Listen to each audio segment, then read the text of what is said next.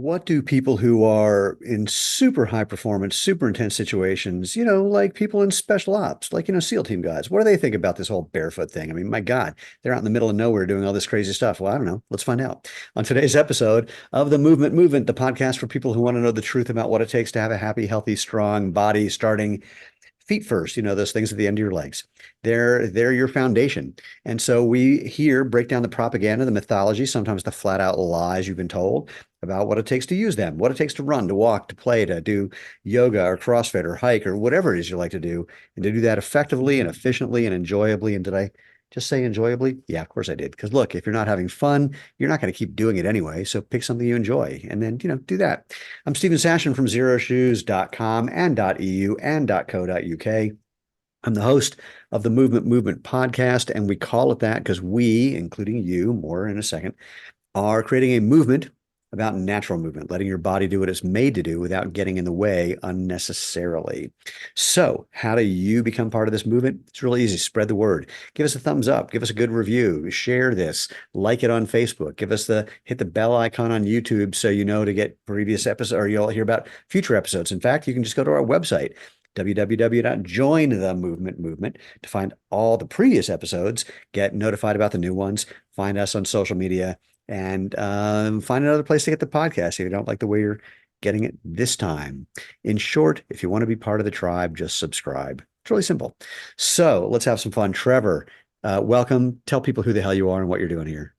All right, my name is Trevor Thompson. I spent 9 years in the SEAL teams. I come from a background of running cross country. I ice climb, backcountry ski. I guide up in Alaska, and now I'm working for Protect Products and kind of spreading the whole body, whole health type of religion.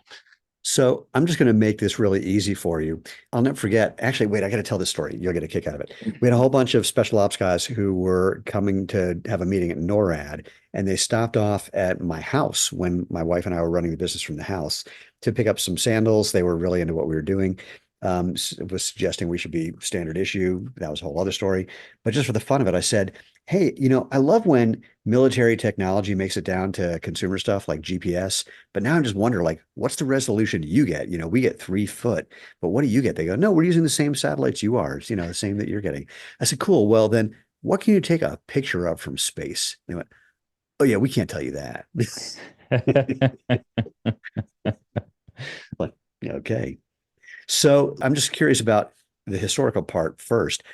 What inspired you to even try to become a SEAL team person? And what's the whole process of that happening like? I mean, it gets sort of either a kind of aggrandized and exaggerated or quite the opposite in the mainstream world, if you will. But what was it like from your side? So I was 18 years old. I was in college in Chicago. I was actually going to an art school, As most but people pre-SEAL team do. yeah, as most of them are now. And that was about 2006, and the middle of the war was going on. My family's had somebody in every conflict back through the French and Indian War, so it wasn't out of the question for me. So we've had a really long history, and I thought, I want to give back. I want to do something also. And I literally thought to myself, okay, so I'm a decent athlete. I'm not an idiot. Let's do the hardest thing possible. And I literally picked the hardest thing I could pick. Which just conflicts with that I'm not an idiot thing. Yeah, yeah. I mean, I didn't say I didn't have a screw loose. Sorry, I didn't understand the difference. Yeah. And I went and talked to a recruiter, and about a year later, I was in the Navy on my way to go do the thing. So, I don't even know where to begin. What's it like when you say you're going to be heading in that direction? What do you have to go through? What's the training like? What's the process of becoming, of actually getting on a SEAL team like? And of course, obviously, yeah, the first thing is how many people start, how many people end up? Yeah. So my class started with a little more than 200 people, and we finished with about 19. So that it's a pretty high attrition rate. If you just look at that, you're talking at like 90%, right? Yeah. And the way that process works is before you join the Navy, you have to take a physical aptitude test that's specific to those programs.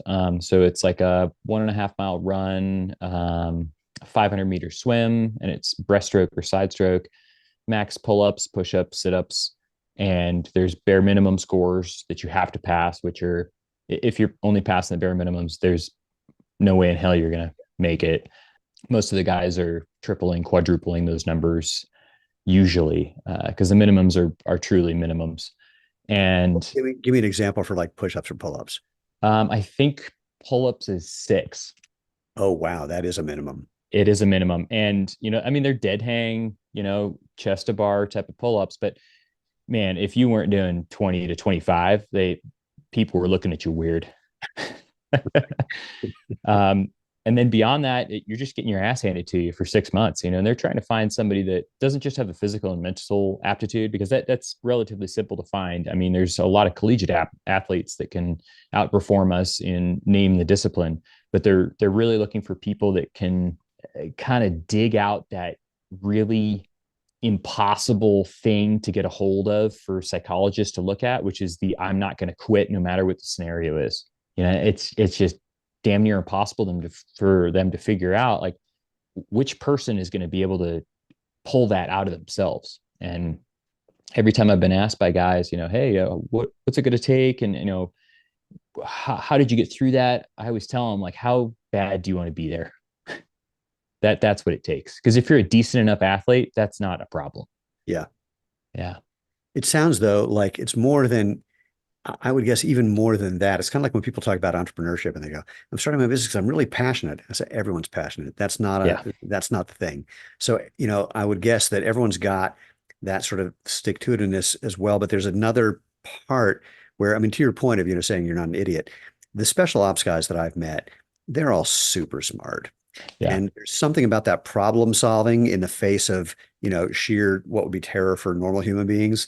Mm-hmm. Just that, like my wife early on, we don't have children, but at one point she said something about how she was afraid if we had kids, she doesn't know how to handle it. I went, oh, you haven't seen me under pressure. That's my favorite time. Because when it's like serious pressure, everything gets super crystal clear, and all I want to do is solve the problem.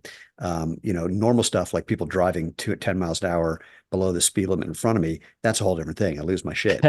But, but like when I was in Tiananmen Square and 6 guys were pointing machine guns at my head, could not have been more lucid. So, slightly different thing. I'm not suggesting I would be a SEAL team or a special ops guy. First of all, they don't take guys who are 5'5", but that's a whole other story. So when you got down to that 19, did you all this is gonna sound wait, I have to do a weird segue. Here's the question, but don't answer yet. The question is, did you all look around each other and go, oh wow, weird variations of the same guy? And before you answer, I had a girlfriend who knew a bunch of people in Hollywood. And when I was going out to Hollywood for something for the first time, she said, oh, I got to introduce you to these 6 guys. And so we all got together. It turned out they were all her exes. And at the end of the lunch, one of them said, does anyone think it's weird that we all get along better with each other than we ever did with her? And I said, no, she only likes one kind of guy. Here we are. Yeah, I'd say it's pretty much a variation of the same type of personality. There are outliers always, but you end up with a whole bunch of dudes that can pretty much get along and are very similar. I mean, I think the average dude who's in the SEAL teams is like 5'9" to 5'11" and like 170 to 185. It's like And CrossFit. very similar. Yep. Super It's like, similar. yeah, that's the exact same sort of, perfect body type for that. Is there any real difference? This is going to sound like a weird question, but I'm completely ignorant. So I don't care. Here we go. With the special ops teams and the other military branches, what, if anything, are the differences between those? It's all mission set. So Ah, it would be like professional sports, so all the professional sports they're pro athletes, but baseball players play baseball, football players play football. So for us, our mission set is different than, say, the pararescue guys, or than Green Berets, or Delta Force, or the Marine Force Recon. We all have very particular things. The SEAL teams are a commando unit that does assaults, and we are based in a maritime environment. The Green Berets are trainers of a partner force to help with an insurgency in a foreign nation. So most of those guys, I think they all have to speak a foreign language. So mm, it's just it's a slightly different mission set, and that's what allows us to be set on one path or another, as a unit when the nation focuses their efforts with that unit. And when did you leave the military? Let's see, I left in 2016, so I did 9 years. Yeah, I left. Yeah, that's what, about 8 years ago. Again, this could be personal. No need to go there. But like backing up to when I was in Tiananmen Square and guys were pointing machine guns trying to figure out who was going to pull the trigger. When I got out of that situation and had this mind-blowing endorphin rush that felt like, when you're standing in the ocean facing the beach and you feel the undertow and then you get slammed by a wave, it was Mm-hmm. like that, but with endorphins. And my next thought was, if I went through, literally, I'm like running away from guys still shooting. And I'm thinking, if I went through that a couple times a month, a week, day, I would not be able to come home in any way normal. In that, if someone said, honey, the refrigerator's broken, it's like, are you kidding? So, I mean, again, you don't have to get into it if it's way too personal, but what was it like coming back and, getting out of whatever you'd been doing for those 9 years? So I mean, I base jump, I ice climb, I backcountry ski. So I still find ways to entertain my brain in the same way. Like I still keep that lizard brain on its toes, and I love it. I get super calm and relaxed, and I don't lose it when there's high stress scenarios. And I think that that's a little bit of post traumatic reality, Right. and that's okay. And I Yeah. like it. Some people are built for it. That's okay. Yeah. The one time I did a tandem skydive, the guy strapped to my back was saying, as soon as we get out of the plane, just spread eagle, otherwise we could die. And we roll out of the plane, and I'm a former All-American gymnast. We start rolling, and I didn't feel like I had left the plane. And so Yeah. I'm just going, this is going to be so cool. And I'm totally chill as we're starting to roll, and the guy's like smashing my helmet, and it's like, oh right, sorry about that.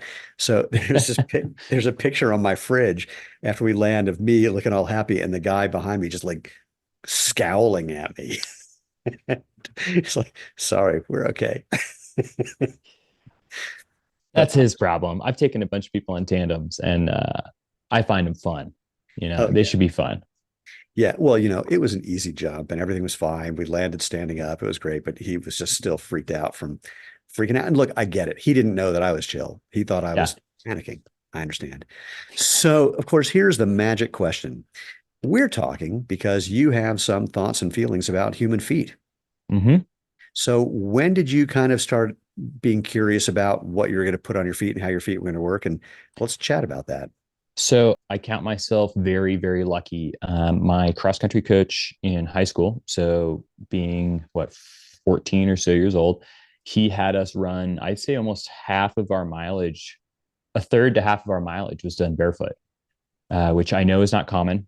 And Oh, that would be very early on in the spectrum of, the barefoot type of movement in North America for US like well, so schooling yeah, or so I don't know how yeah. old you are. So when was that? When were you 14? Let's see, that would be like 2001, two. Oh yeah, that's way early. Yeah. Yeah, there And weren't a lot of people doing that then.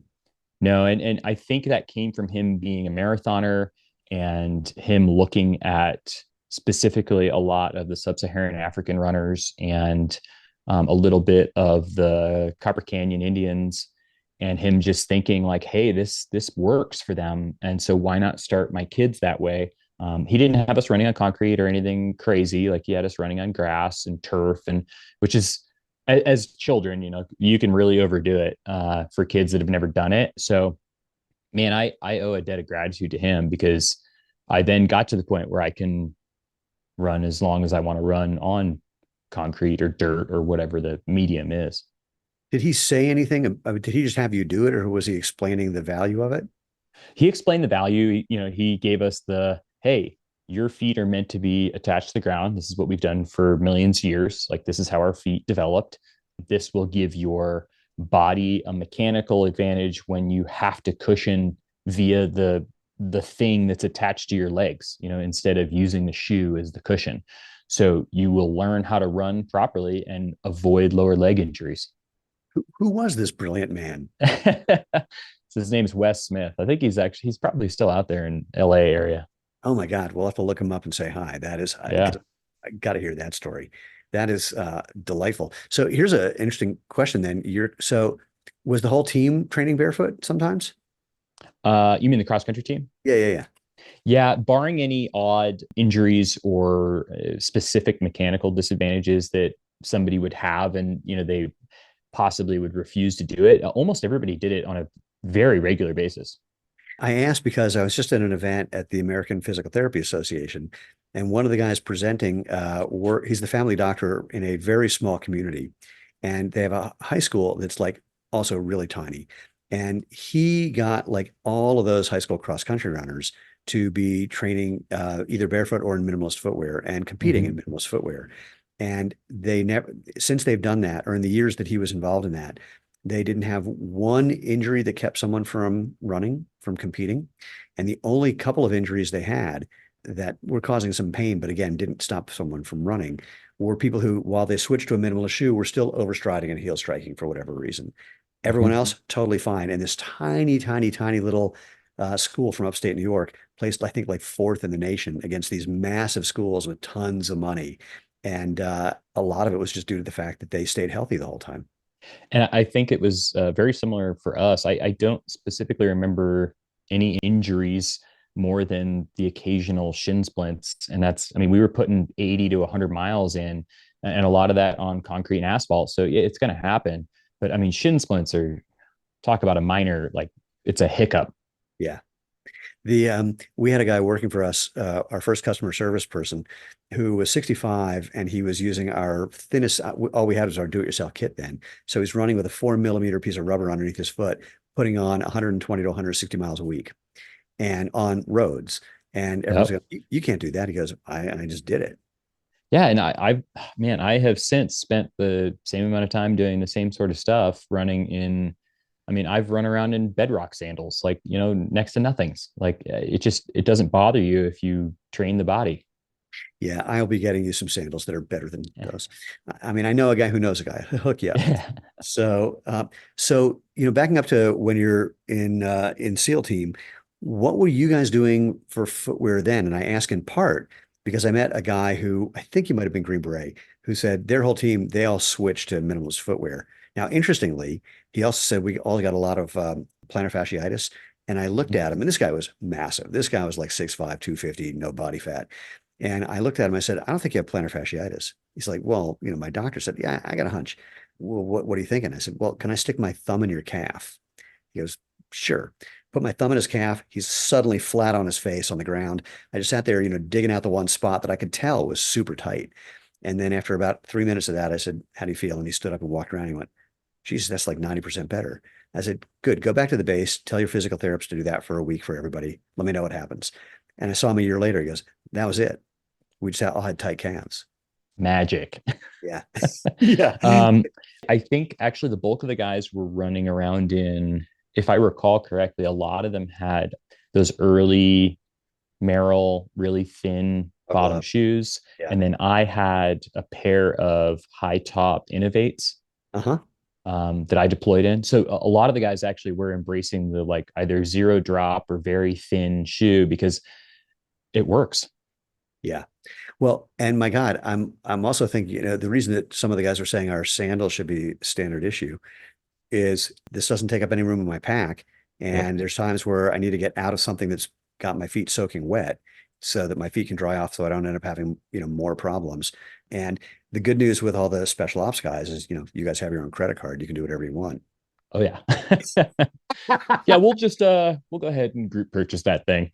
No, I recall doing some of those. Was there anything that you went, they're not going to notice. Let me buy this. No, everything had to get written up, but we sure found reasons to buy a lot of things. Yeah, that probably wasn't looked at too closely. No, I mean, because honestly, we weren't trying to fleece the government. We were Of trying to course. do our jobs. There was some definitely like creative language used, but it works. The equipment works that we needed. Well, look, I imagine that you treated this in the same way that any professional athlete does of like, if this looks like something that could give me an edge, I got to try it. Exactly, and that's what they're looking for any of the guys in any of the special operations groups, Yeah. which is they want people that are thinking outside the box or not just throwing the box away. I used to say that I prefer to live on a planet that doesn't have boxes. Yeah. Yeah. So were there any people who like came into that program and they were, wearing some big, thick padded motion control, whatever, and then found themselves discovering that that was not doing what they needed and became another natural movement person?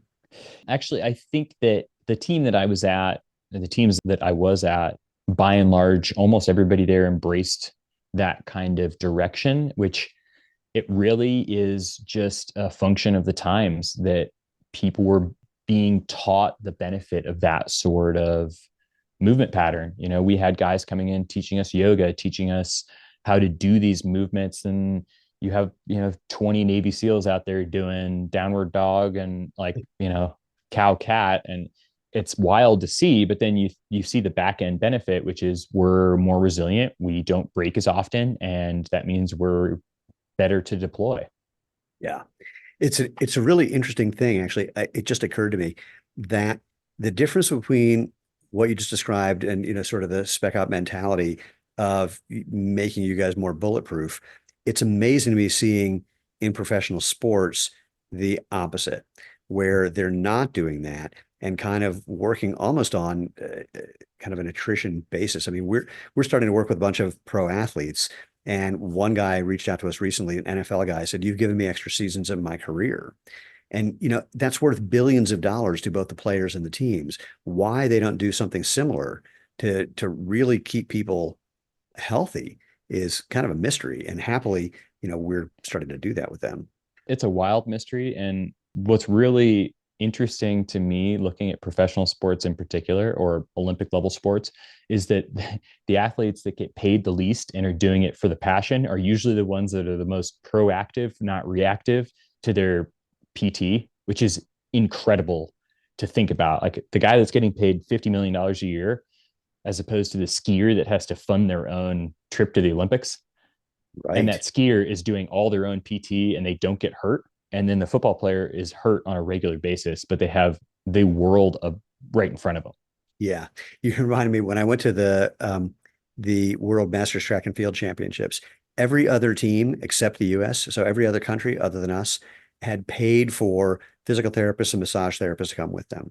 And our guys, no, yeah, we're not going to do that. It's like, what are you kidding me? It's I mean, bonkers. no, it was. There's also a book called Speed Trap about Ben Johnson. And when you read that book, you see how they treated him like a racehorse. So he would do a warm up and then get a massage, and then do another warm up drill, get another massage. I mean, basically, anytime there was any little glitch in any muscle fiber, they want that out before the next thing. I was so jealous. I can't even imagine. But at the same time, those guys, especially the superpower athletes, their careers tend to be way, way, way short. They are. And some of that is just a function of the activities that they're performing. Yeah. And some is just like a genetic something or other. There's a friend of mine who's got, I think, the American record and maybe the world record in almost every sprint event that I'm in. He's just a couple years older than me, so there's no way I'll ever get near him. But he's super, super fragile. So he'll go out, set a world record, then be injured. And then the next time he's on the track 6 months later for another meet, sets another record. He gets, I mean, it's just one after the other. It's mind blowing. Whole different world. So egads, I mean, what else?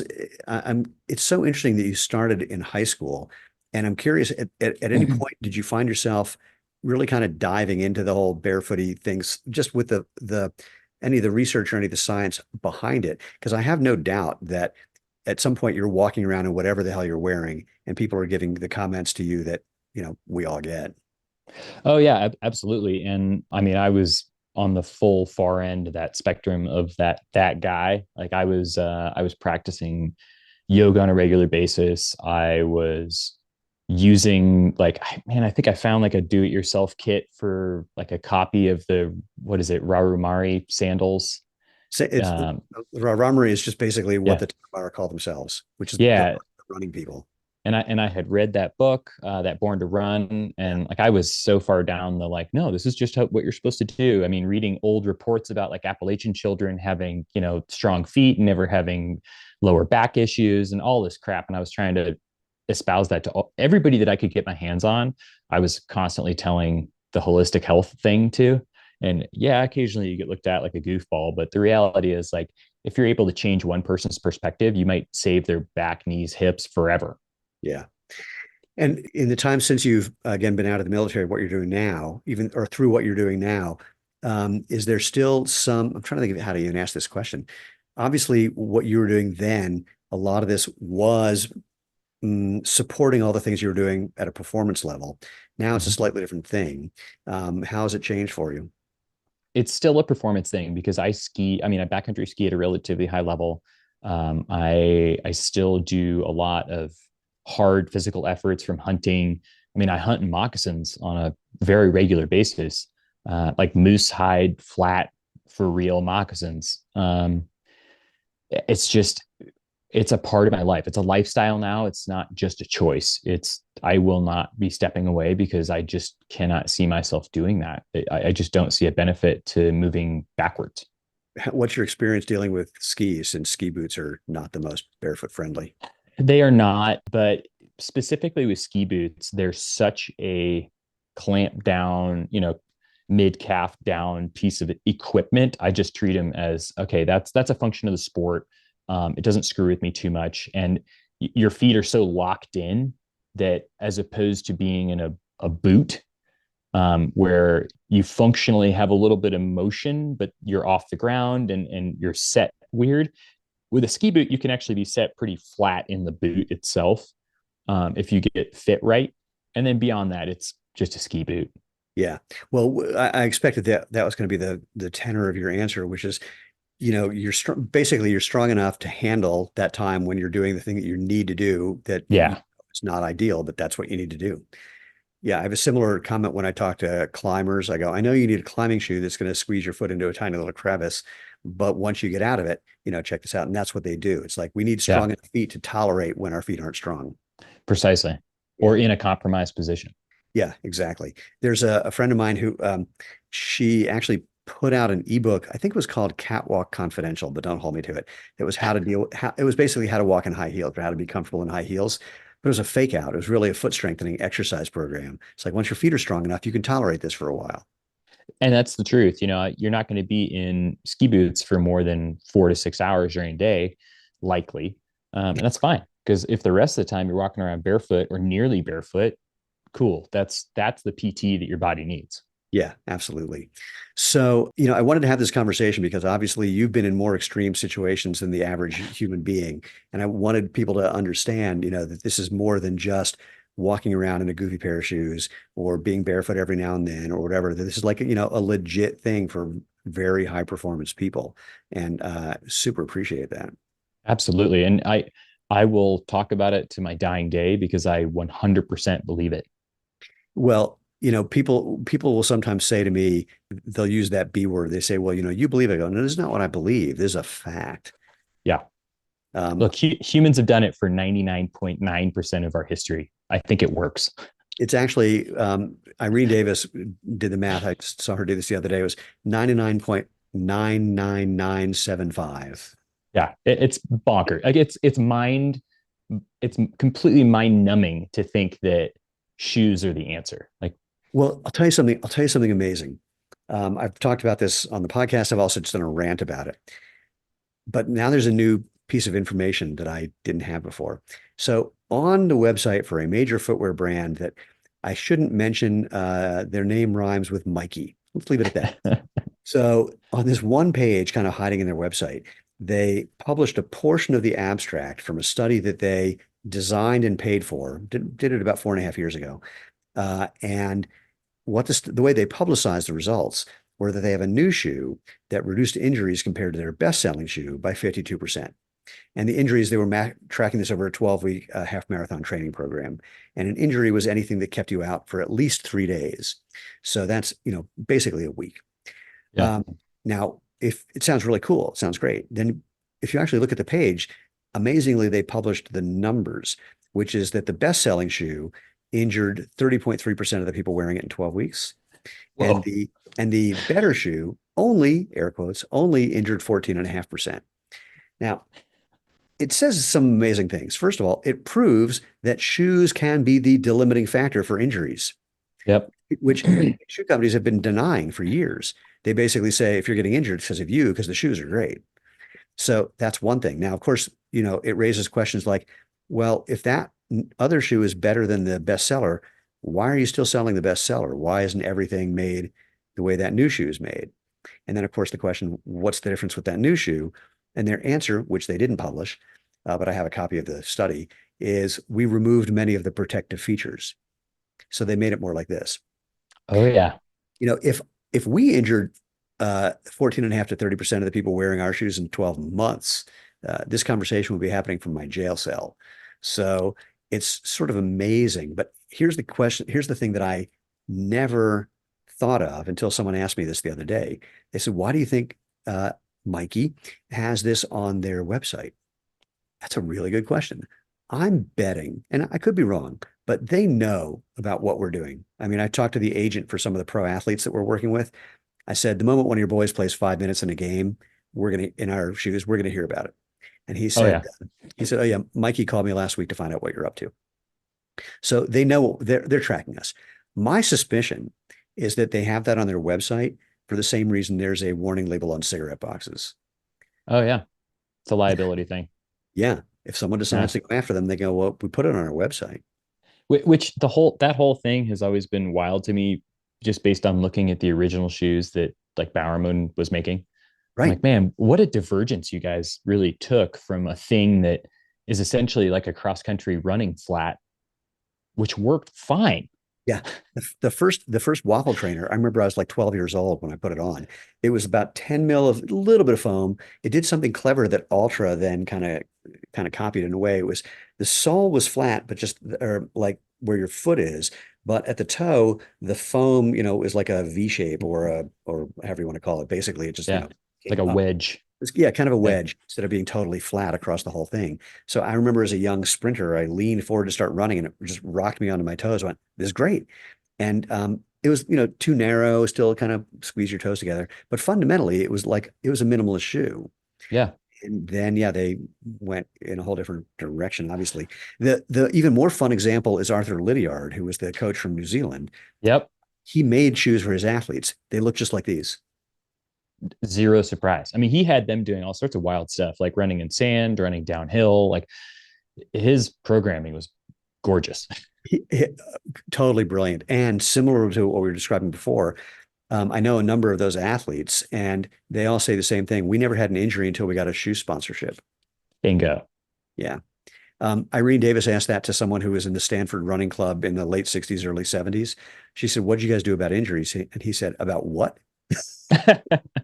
Well, look, the reality is you can look at apocryphal mentions of, say, Native Americans or even like long hunters from the 1700s. They lived in moccasins that had, 1 to 2 mil of thick moose or elk leather, and they literally survived on their feet. Yeah. You could not have a lower leg injury. You would starve. Let me see if you have an answer to this one. People say to me, but we didn't evolve to run on hard surfaces and bare feet. Like, well, those people have not been outside very much. Yeah. I've been on a lot of hard dirt. Yeah. My answer. I said, if you go to where we evolved, you're going to find hard packed mud that's just as hard as cement. Everywhere. Yeah. And Yeah. I've also said we didn't evolve to fly jet planes or do double backflips. I can do the latter. I've been in one of the former. Yeah. So we can do things that we didn't evolve to do that we're capable of doing. We do that every day. So Precisely. the how much time do you spend actually barefoot in out in the wild? And by the wild, I mean like around other humans. Enough where, so I worked for Black Rifle Coffee Company, and it was enough where if I didn't come into work in either sandals or moccasins, they would ask if there was something wrong. And I'm talking like this is Salt Lake City where there could be 2 or 3 feet of snow on the ground. Right. I'm like, well, this is how I believe I should be walking around. Like I'm in moccasins a lot. Like if I need to like protect my feet, that's what I Yeah. do. I literally wear a leather sock, you know? I was in the pharmacy line at Costco a while ago, and if I'm wearing shoes, I wear mismatched colors. I mean, so like, here's the shoes that I have today. Okay. Same shoe, different color. Guy behind me says, "Hey, your shoes don't match," and the pharmacist, without even looking up, says, "He's wearing shoes." See, it's the same sort of thing. Yeah. I've had to tell many a store that there's nothing illegal about being barefoot. In fact, at a supermarket, they said, you can't be barefoot in the store. And I said, why? They said, well, it's a sanitation issue. I said, I don't care if my feet get dirty. And they're like, wait, what? I said, That's the look, truth. There's nothing that says you can't do that. no, well, I said, when's the last time you cleaned your shoes? Because I clean my feet every day. So I'm not sure what you're talking about, sanitation. They were a little perplexed by that one. I mean, you can have a policy that you're supposed to wear shoes, but it's not illegal. And even with a policy, I mean, they can ask you to leave, but that doesn't mean you have to. No, exactly. At one point, I was in Whole Foods barefoot, and somebody complained that I was in bare feet just as a dog walked by. I went, wait, so is he? And that confused Well, him. what about hands? Like people use their hands to touch everything. Right. So what's it like? Do you need to be wearing gloves? Well, clearly you must. I mean, Yeah, otherwise, there's going to be some sort of problem.